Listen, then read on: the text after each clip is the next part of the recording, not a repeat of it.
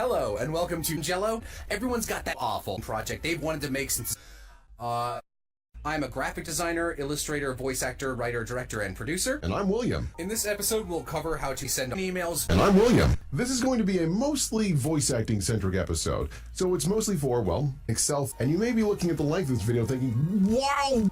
Yeah, but the skills we'll be talking about are useful to know. If you're ever going to need a future, this is the video you did. And you may be looking at the length of this video thinking, why is it so... Yeah, that's because there's a lot. And if you didn't know that, yeah. In this episode, we'll cover how to avoid auditions. We'll talk about eyes. We'll talk about timestamps.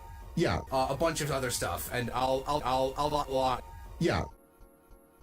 So a question I get a lot is, where do potatoes look at unprofessional fishing? And the internet is an awful place because anyone can post anywhere. Where do I even start?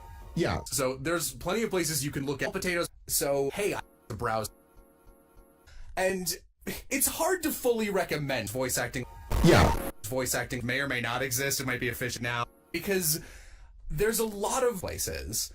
So you really want to watch out for that. We'll talk about how to avoid places like that when you're picking out stamps. But I mean, on the positive side, disappointment. Yes, disappointment.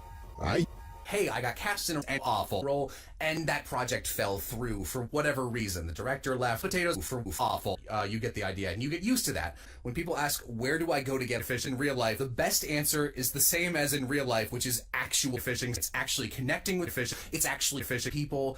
If you see a content creator who makes things you like, check if they make friends with other fish. Make friends with potatoes. Make friends with awful. Yeah. More often than anything, even now, I've been doing this for 5 hours. Even now, almost every role I actually get comes from like a fish at 3 in the morning messaging me over Facebook. And I actually met one of the voice actors. I asked him just how do you,